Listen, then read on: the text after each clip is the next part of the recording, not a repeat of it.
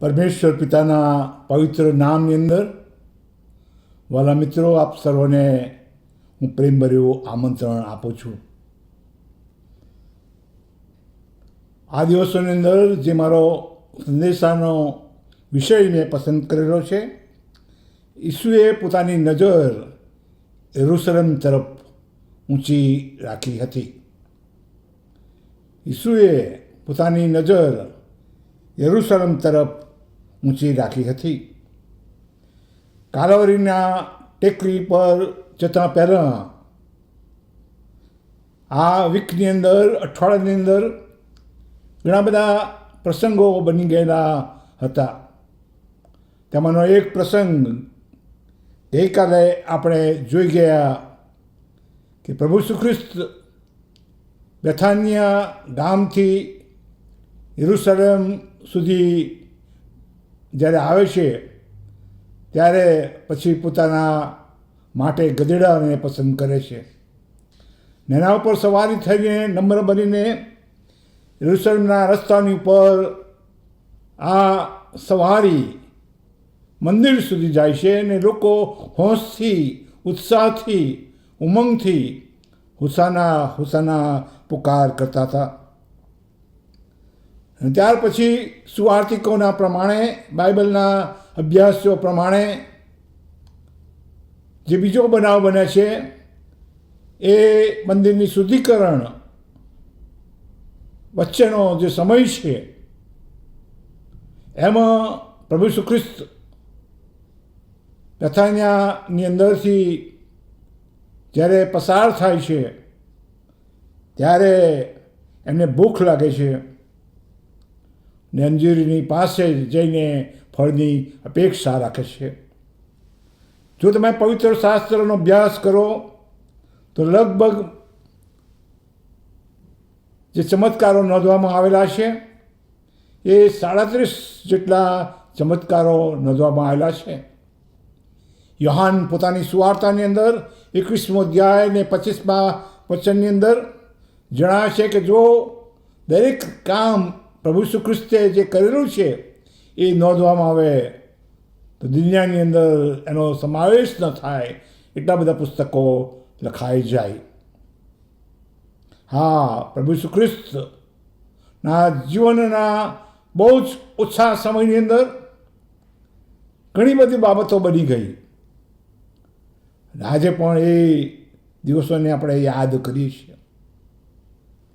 પ્રભુ ઈસુ ખ્રિસ્ત બેથાનિયાની અંદરથી જ્યારે યરૂશલેમ તરફ જતા હતા, ત્યારે કહેવામાં આવ્યું છે કે એમને ભૂખ લાગી અને તેઓ અંજીરની પાસે ગયા. કંઈક મળશે, કારણ કે અંજીરીને જે જોઈ હતી એમાં પુષ્કળ પાન લાગેલા હતા. એના લિપ્સને જોઈને, એની લિપ્સની જે ઘટાદાર ડાળીઓ હતી, એમાંથી કોઈક જગ્યાએથી કંઈક ફળ મળે એવી અપેક્ષા પ્રભુ ઈસુ ખ્રિસ્ત રાખતા હતા. એમણે કદાચ ફળ માટે એક પછી એક પાંદડું ઉઠાવીને જોયું, પરંતુ એમાંથી એક પણ ફળ એમને મળ્યું નહીં.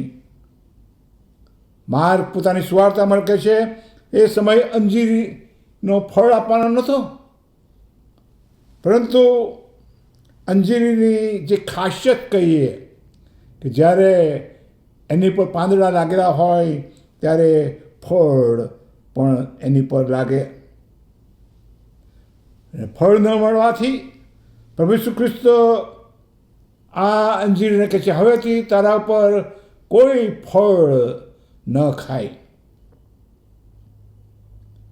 અંજીરીના વૃક્ષનો જે સંદેશ પ્રભુ ઈસુ ખ્રિસ્ત પોતાના શિષ્યોને આપવા માગતા હતા, એ તો વિશ્વાસ. જ્યારે તેઓ પાછા વળતા હતા, ત્યારે પિત્તર આ અંજીરીને સુકાયેલી જોઈને યાદ કરાવે છે કે પ્રભુ, તે જે શબ્દો કહ્યા હતા એના કારણે આ અંજીરી સુકાઈ ગયેલી છે. આજે આપણે અઠવાડિયાના અંદરની બીજી ઘટના વિશે વિચાર કરવાના છીએ.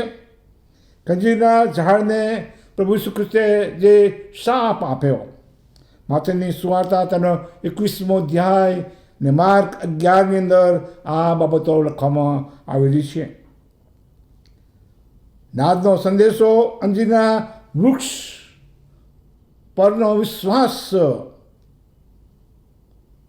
ગઈકાલે જે પ્રમાણે આપણે જોઈ ગયા કે પ્રભુ ઈસુ ખ્રિસ્ત મંદિરની અંદર જઈને મંદિરને શુદ્ધ કરે છે. પરંતુ સવાલ થાય કે શા માટે આ અંજીરને પ્રભુએ શાપ આપ્યો? ઈસુ ક્યારેય કોઈ પણ કાર્ય જે કર્યું છે એ હેતુ વગર કર્યું નથી. જો તમે જુઓ તો પેલા દૃષ્ટાંતની અંદર, વાર્તાની અંદર અંજીર માટે કહે છે કે ફળ આપતી નથી. એનો માલિક 3 વર્ષથી ફળ શોધતો હતો.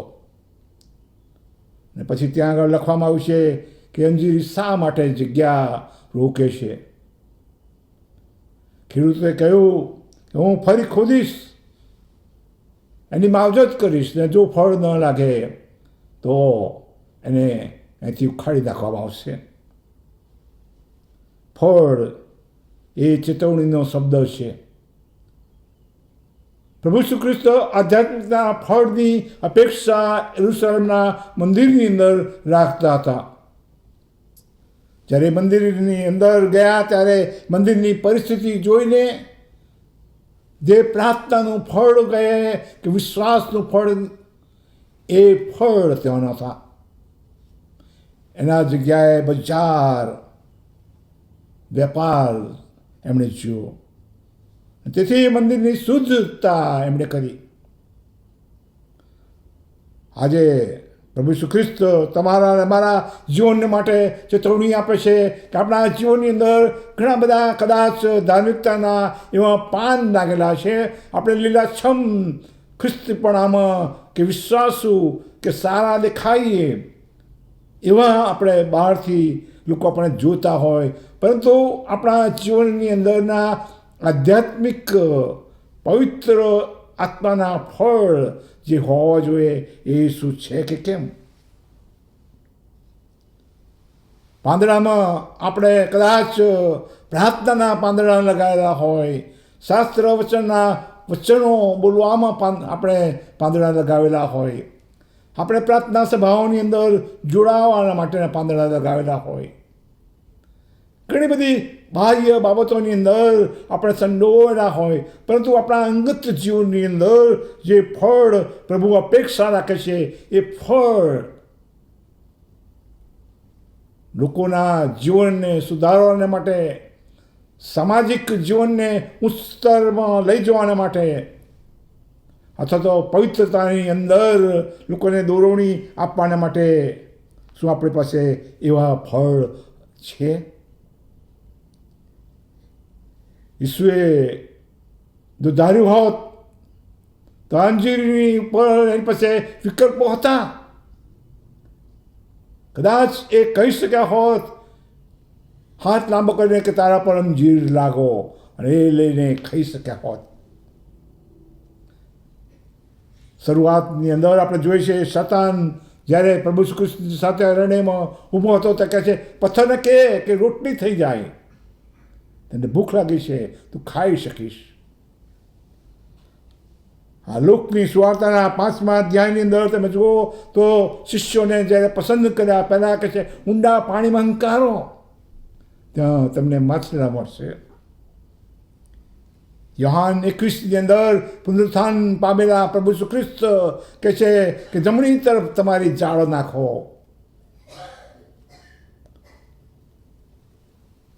માથેની સુવાર્તાના 14મા અધ્યાયની અંદર 5000 લોકો ભૂખ્યા હતા.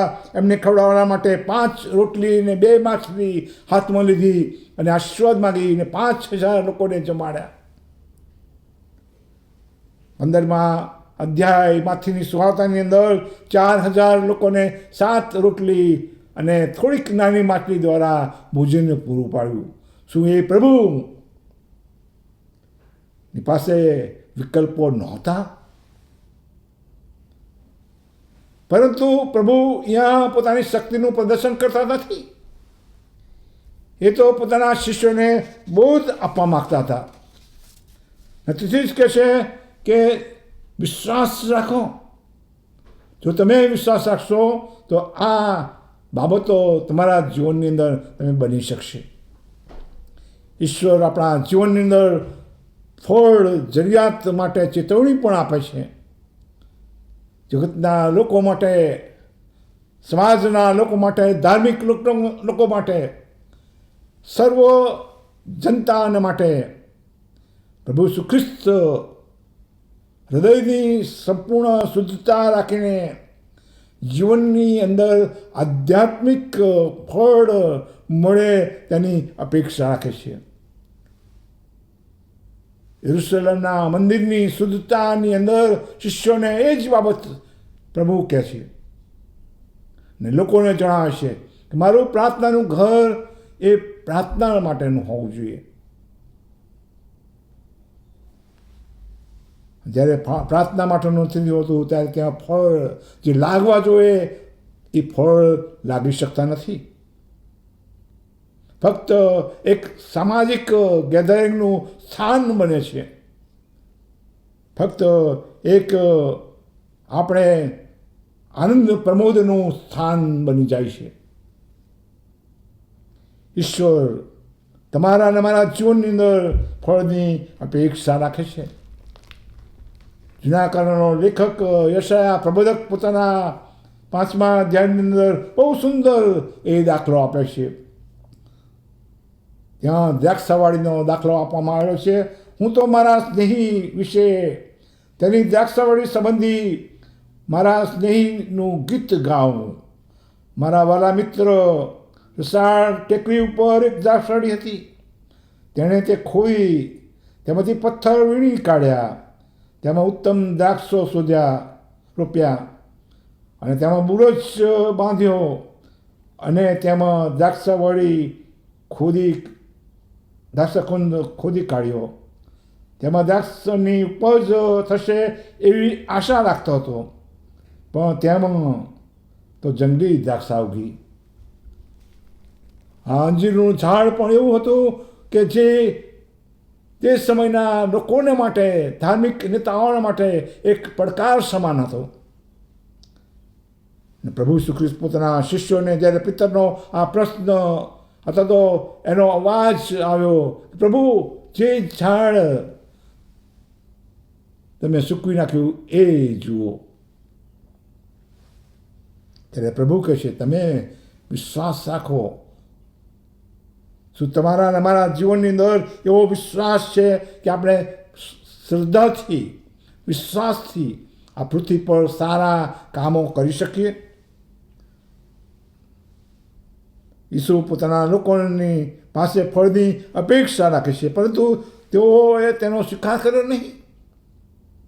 ખાસ કરીને એ સમયના ધાર્મિક નેતાઓ અને આજના સમયની અંદર આપણે જોઈએ તો ઘણી બધી બાબતોની અંદર આપણે પ્રભુ ઈસુ ખ્રિસ્તની બાબતોને બાજુ પર મૂકી દે છે. જે સ્વાદિષ્ટ ફળ પ્રભુ માગે છે એના બદલે આપણે એવા ફળો ઉત્પન્ન કરી રહ્યા છીએ કે જેની અંદરથી વિશ્વાસ બાકાત થતો જોઈએ છે. ઈસુ ફળની શોધમાં અંજીરીની પાસે ગયા. તેમ ઈશ્વર આપણા જીવનમાં સારા ફળોની અપેક્ષા રાખે છે. એ શોધે છે, ફક્ત ફળ જ નહીં, તે સારા ફળની શોધ રાખે છે. ખરાબ ફળની નહીં, મીઠા, મધુરા, જેને ચાખવાથી બીજાને આનંદ મળે એવા ફળની અપેક્ષા રાખે છે. પ્રભુ ઈસુ ખ્રિસ્ત તમારા અને મારા માટે આ ઝાડ મારફતે, અંજીરના ઝાડ મારફતે એક મોટો પડકાર મૂકેલો છે. ને એ પડકાર તો એ છે તમે ને હું પ્રભુની અંદર વધારે મજબૂત બની શકીએ. અંજીરનું ઝાડ એ ઇઝરાયલ માટે એક ચિત્ર સમાન હતું.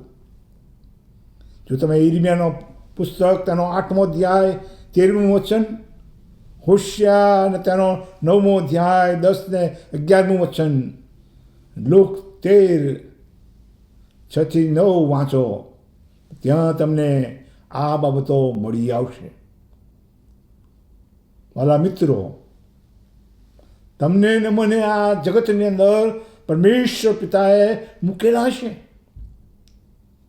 આપણા જીવનની મારફતે આપણે કોઈ પણ વ્યક્તિ હોઈએ, પણ તો સારા વ્યક્તિઓ મારફતે પ્રભુ એવા ફળોની અપેક્ષા રાખે છે કે તમે સમાજની સુધારણા કરી શકો, સમાજની એકતામાં લાવી શકો, સમાજને ઊંચી પાયરે લાવી શકો, તમારા જીવનો મારફતે તમે બીજાઓને મદદ કરી શકો, તમારા જીવન મારફતે તમે આનંદ પ્રાપ્ત કરી શકો ને આનંદ બીજાને વહેંચી શકો.